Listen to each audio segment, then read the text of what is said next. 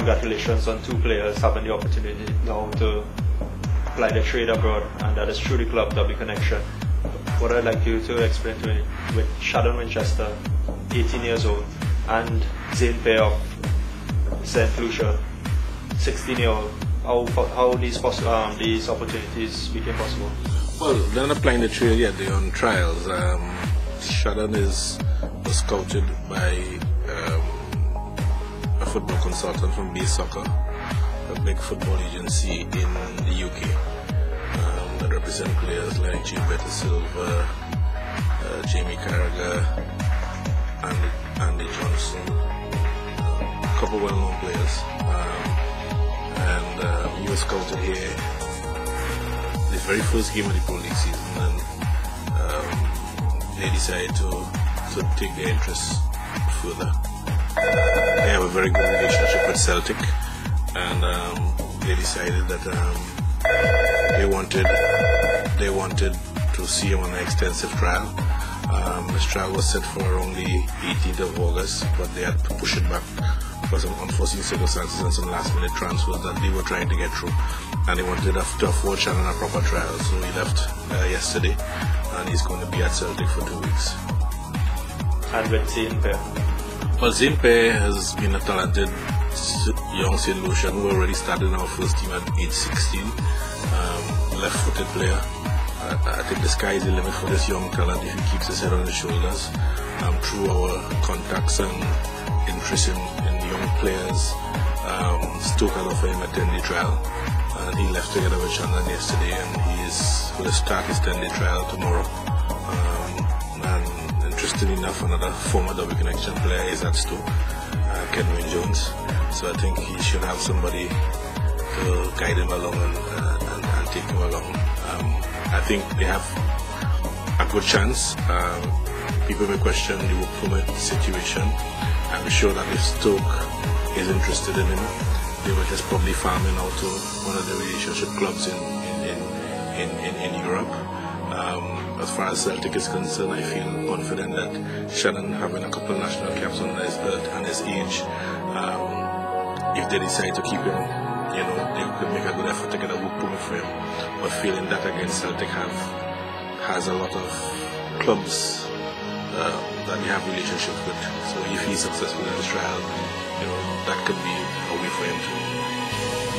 With Zane Paye and Stoke City, did Kenwyne have any influence? No, Kenwyne had no influence. I can assure you of that.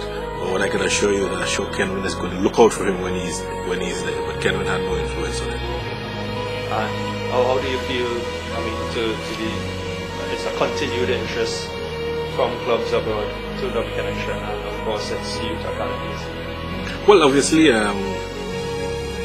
we've had a very good reputation of players going outside there, and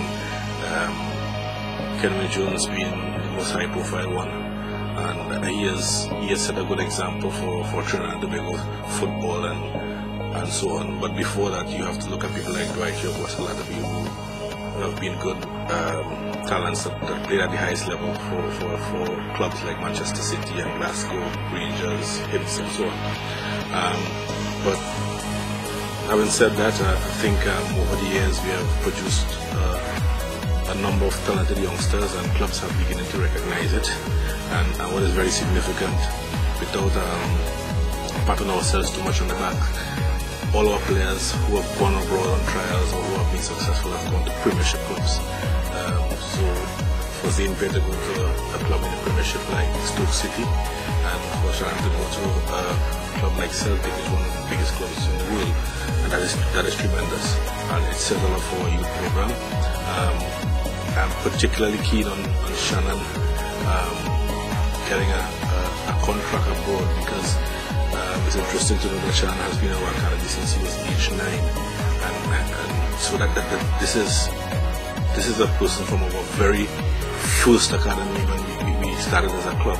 So it shows that the club has grown over the years and has produced a quality youngster who has been given an opportunity to see if he can influence the manager to give him a contract.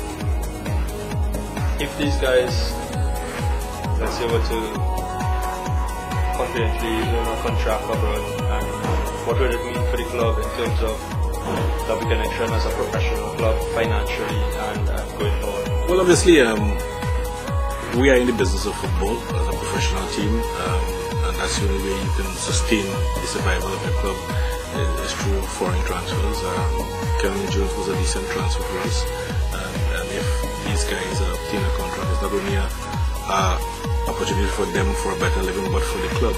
But more than that, not looking at the money side of it, it gives us the opportunity and that we have good people to recognize that we have a very good youth program and that we have pedigree here, so that the mere fact that if these two guys make it, it will make life easier for other Derby Connection youths going out. People will show a lot more interest in us, and it will make life easier for a lot more Trinidadians going outside there. So it's important. They play a very important role, not only for the club but for Trinidad and Tobago football. And I have a lot of confidence in these two youngsters. They are talented youngsters. If they get their mental right, I have confidence that they have the ability to persuade the powers that be at those clubs to sign them. Okay, but in closing, two talented youngsters, as you say, with the possibility of moving on domestically now. How is the club, and what is the goal for the rest of the season? Well, at Derby Connection, we have a philosophy that we want to win everything that we play in. There's no secret about that. But having said that, there's no way we can win everything that we have played in. We have had major successes over the years. Losing two youngsters, if they secure contracts abroad, it's like winning a championship for us, because in the sense that we are showing some success in our youth program, which is key.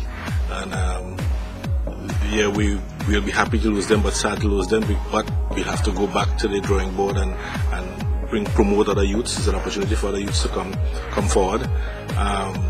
We are having a difficult season because we have 8 players on the national senior squad, and so we are their minds are two places, so to speak, for the national team and Derby Connection. So we really can't train as a club with these national players. But having said that, we have to contribute to the national effort, and it's always a plus to have players on the national team. And next week we're going to be losing 4 players for St. Lucia for going back to pre-friendly internationals in preparation for the GCL Cup. Zane Pierre being one of them, and the other 3 St. Lucians are all in the national team for St. Lucia. So that tells you that we have a lot of quality in Derby Connection, and these lads who are with St. Lucia, the other 2 both 19 years old, and the other one, Vernon Sabat, is 21, and he's St. Lucia's national captain. You always know that we have a good love relation with St. Lucia's.